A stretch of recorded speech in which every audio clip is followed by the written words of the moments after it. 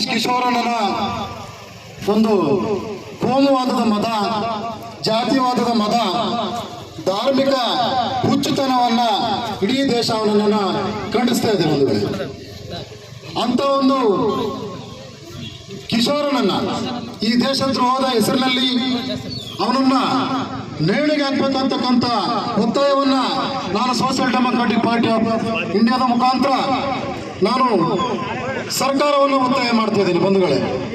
ಜೊತೆಗೆ ಅವನನ್ನು ಇಂತಹ ಶನಿಯನ್ನ ಒಬ್ಬ ಈ ದೇಶದ ಪ್ರಥಮ ಪ್ರಜೆಗೆ ಬೋಧನೆಯನ್ನ ಮಾಡ್ತಕ್ಕಂಥ, ಪ್ರಮಾಣ ವಚನ ಮಾಡ್ತಕ್ಕಂಥ ಸ್ಥಾನದಲ್ಲಿರ್ತಕ್ಕಂಥ ಒಬ್ಬ ಉನ್ನತ ಸ್ಥಾನದಲ್ಲಿರ್ತಕ್ಕಂಥ ನ್ಯಾಯಾಧೀಶರುಗಳಿಗೆ ಚಪ್ಪಲಿಯನ್ನು ಎಸಿತಾನಂತ ಅಂದ್ರೆ ಅವನು ಈ ದೇಶದಲ್ಲಿ ಇರೋದಕ್ಕೆ ನಾಲಾಯಕ.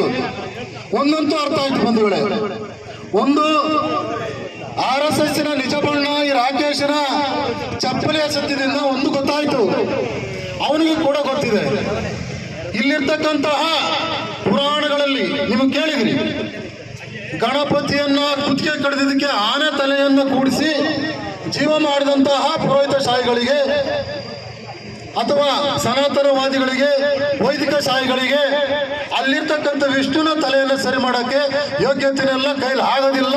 ಅದಕ್ಕೆ ಸಂವಿಧಾನನೇ ಬೇಕಾಯ್ತು. ಸಂವಿಧಾನ ಬೇಕು ಅಂತಕ್ಕಂಥ ಕಾರಣದಿಂದ ಅವರು ಕೈ ಕಾಲಿಡ್ದ, ನನ್ನ ವಿಷ್ಣುನ ಕಾಪಾಡ್ರಪ್ಪ ಅಂತ ಹೋಗಿದಂತ ಶನಿ ಇವನಿಗೆ ಗೊತ್ತಿದೆ ಸಂವಿಧಾನ ಮಾತ್ರ ಅಲ್ಲ, ನಿಮ್ಮ ದೇವರಿಗೂ ಕೂಡ ಬೇಕಾಗಿರ್ತಕ್ಕಂಥ ಸಂವಿಧಾನನೇ. ಹಾಗಾಗಿ ಬಂಧುಗಳೇ, ಇಂಥ ಒಬ್ಬ ರಾಕೇಶನನ್ನ ಅರೆಸ್ಟ್ ಮಾಡದಲೆ, ಅವರಿಗೆ ಸರಿಯಾದ ಶಿಕ್ಷೆ ಕೊಡದಲೆ ಇವತ್ತು RSS ಪ್ರತಿಯೊಂದು ಕೂಡ RSS ಆದೇಶವನ್ನ ಪಾಲನೆ ಮಾಡತಕ್ಕಂಥ ಕೇಂದ್ರ ಸರ್ಕಾರ ಇವತ್ತು ಗಣವೇಷಧಾರಿಗಳಂತೆ, ಗಣ ನಮ್ಮ ಹಳ್ಳಿಗಳಲ್ಲಿ ಬರ್ತದೆ ಗಣ ಅಂತ ಹೇಳಿದ್ರೆ ಹುಚ್ಚುತನ, ಹುಚ್ಚು ಹಿಡ್ಕೊಂಡು ಕುಣಿತಾರೆ ಮನೆಗೆ.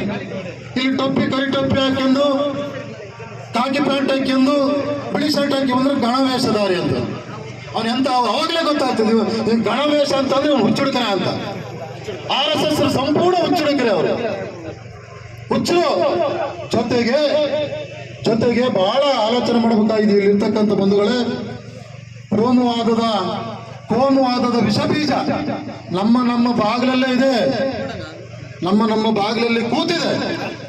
ಶಿಕ್ಷಣದಲ್ಲಿ, ಆರೋಗ್ಯದಲ್ಲಿ, ಬೇರೆ ಬೇರೆ ಕ್ಷೇತ್ರಗಳಲ್ಲಿ ಇವತ್ತು ನೀವು ಈ ಸರ್ಕಾರಿ ಶಾಲೆಯ ಹಿಂಭಾಗದಲ್ಲಿ, ಜೂನಿಯರ್ ಕಾಲೇಜಿನ ಹಿಂಭಾಗದಲ್ಲಿ, ಒಂದು ಸರ್ಕಾರಿ ಶಾಲೆಯ ಆವರಣದಲ್ಲಿರ್ತಕ್ಕಂಥ ಆ ಕ್ಷೇತ್ರದಲ್ಲಿ RSS ಟ್ರೈನಿಂಗ್ ಕೊಡ್ತಾರ ಅಂತಂದ್ರೆ, ಇಲ್ಲಿ ಸುಳ್ಳು ಭಾಷಣ ಮಾಡ್ತಕ್ಕಂಥ ಬೇರೆ ಬೇರೆ ಸನಾತನಿಗಳ ಕಾಲು ನೆಕ್ಕಿದಂತ ಜನಗಳಿಗೆ ಅರ್ಥ ಆಗ್ಬೇಕಾಗಿತ್ತು. ಮೂಡಿಗೆರೆ ಒಂದು ಮೀಸಲು ಕ್ಷೇತ್ರದಲ್ಲಿ ಬದುಕಿದಂತಹ, ಇಲ್ಲಿ ಗೆದ್ದಂತಹ ಜನಗಳಿಗೆ ಅರ್ಥ ಆಗ್ಬೇಕಾಗಿತ್ತು.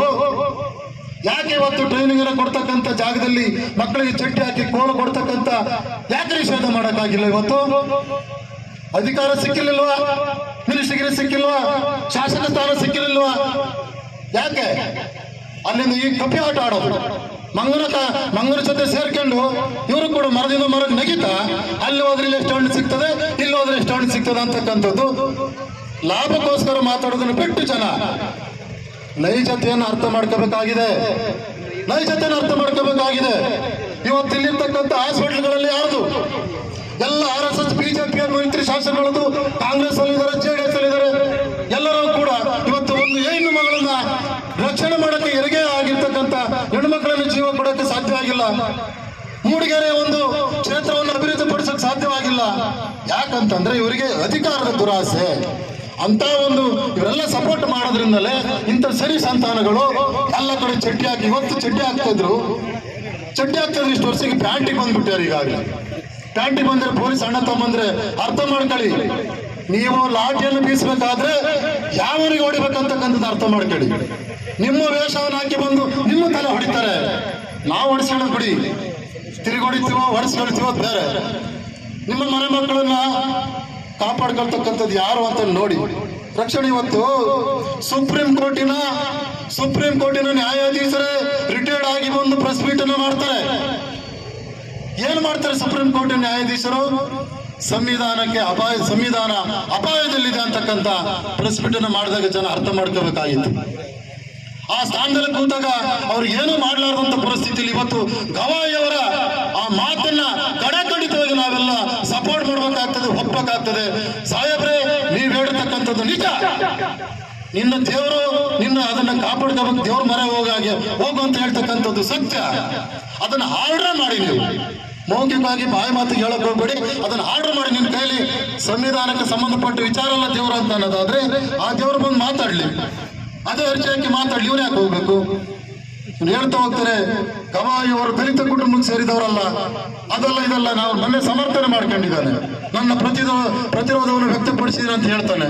ಹಾಗಾದ್ರೆ ಗವಾಯಿಯವರು ಬರೋಕ್ಕಿಂತ ಮುಂಚಿತವಾಗಿ ಯಾವನೆಲ್ಲ ಬ್ರಾಹ್ಮಣ ಶಾಹಿಗಳು, ಪುರೋಹಿತ ಶಾಹಿ ವರ್ಗದವರು ಅಲ್ಲಿ ಸುಪ್ರೀಂ ಕೋರ್ಟ್ ಅಲ್ಲಿ ಜಡ್ಜ್ ಆಗಿ ಕೂತಿರ್ಲಿಲ್ವಾ?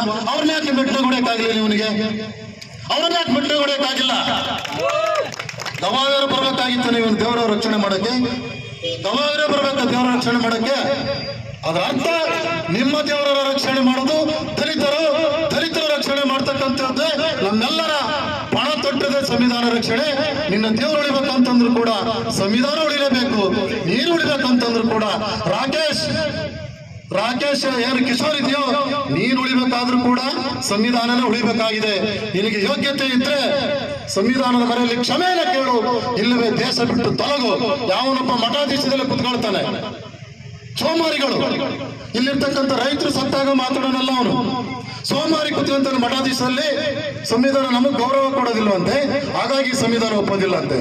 ಅಂತ ಹೀಗೇಟ್ ಸ್ವಾಮೀಜಿ ದೇಶದ್ರೋಹಿ ಸೋಮಾರಿ ಅಂತಂದ್ರೆ ಅವನು ಕಳ್ಳ, ಅವನು ಭಿಕ್ಷುಕ, ಹೈಟೆಕ್ ಭಿಕ್ಷುಕ. ಅವನಿಗೆ ಸಂವಿಧಾನದಲ್ಲಿ ಕೂತ್ಕೊಂಡು ಹೇಳ್ಬೇಕು, ಅವನಿಗೆ ಯಾಕೆ ಸಂವಿಧಾನ ರಕ್ಷಣೆ, ಅವನಿಗೆ ಮರ್ಯಾದೆ ಕೊಡ್ಬೇಕು ನಾಯಿಗಳಿಗೆ? ಅವನು ಸಂವಿಧಾನಕ್ಕೆ ಮರ್ಯಾದೆ ಕೊಡ್ಬೇಕು. ಈ ದೇಶದಲ್ಲಿ ಇರ್ತಕ್ಕಂಥ ಒಬ್ಬ ಮನುಷ್ಯ ಆದ್ರೆ ಅವನು ಮರ್ಯಾದೆ ಕೊಡು, ನಿನಗೆ ಸಂವಿಧಾನ ಕೊಡೋದಲ್ಲ. ಸಂವಿಧಾನ ನಿನಗೆ ರಕ್ಷಣೆ ಕೊಡೋದು ಕೂತಿರ್ತಕ್ಕಂಥ, ಹೊಟ್ಟೆ ಬಿಟ್ಕೊಂಡು ತಿಂತಕ್ಕಂಥ, ಅಲ್ಲಿ ಪಂಕ್ತಿ ಭೇದದಲ್ಲಿ ಜಾತಿ ಭೇದ ಮಾಡಿರ್ತಕ್ಕಂಥ ನಿಮ್ಮನ್ನ ನಿರ್ನಾಮ ಮಾಡೋವರೆಗೂ ಈ ದೇಶದಲ್ಲಿ ದಲಿತರಿಗೆ ಸಾವಿಲ್ಲ. ಒಬ್ಬನೊಬ್ಬ ಹುಟ್ಟುತ್ತಲೇ ಇರ್ತೀವಿ, ಸಂವಿಧಾನ ಉಳಿವಿಗಾಗಿ ಹೋರಾಡ್ತಲೇ ಇರ್ತೀವಿ. ಹಾಗಾಗಿ ಬಂಧುಗಳೇ, ಈ ಒಂದು ದೇಶದಲ್ಲಿ ಆಗಿರ್ತಕ್ಕಂಥ ಅನ್ಯಾಯವನ್ನ ದೇಶಾದ್ಯಂತ ನಾವು ಕಡಖಂಡಿತವಾಗಿ ವಿರೋಧ ಮಾಡಬೇಕಾಗ್ತದೆ. ಗವಾಯಿ ಸಾಹೇಬರಿಗೆ ನಾವೆಲ್ಲ ಕೂಡ ಈ ದೇಶದ ದಲಿತರು, ಈ ದೇಶದ ಪ್ರಗತಿಪರರು, ಎಲ್ಲಾ ಜಾತಿಯ ವಿಚಾರವಂತರು ಕೂಡ ನಿಮ್ಮ ಸಪೋರ್ಟಿವ್ ಆಗಿದ್ದೀವಿ. ನೀವು ಯಾವುದೇ ತರದ ಎದುರೋದಬೇಕಾಗಿಲ್ಲ. ಅಧಿಕಾರದಿಂದ ಹಿಡಿದ್ರು ಕೂಡ ಸಾಧ್ಯವಾದ್ರೆ ಮೂಡಿಗೆರೆಗೆ ಬನ್ನಿ, ಅವನಿಗೆ ಹೇಳಿರ್ತಕ್ಕಂಥ ವಿಚಾರವಾಗಿ ನಾವು ನಿಮ್ಮನ್ನ ಮೆರವಣಿಗೆ ಮಾಡುವಂತ ಕೆಲಸವನ್ನು ಕೂಡ ನಾವು ಮಾಡ್ತೀವಿ. ಬನ್ನಿ ಸಾಹೇಬ್ರೆ, ನಿಮ್ಗೆ ನಮ್ಗೆ ಸಪೋರ್ಟ್ ಇದೆ. ಅಂತ ಶನಿ ಸಂತಾನಗಳನ್ನ ನಿರ್ನಾಮ ಮಾಡುವವರೆಗೂ ಕೂಡ ನಾವು ಸಾಯೋದಿಲ್ಲ.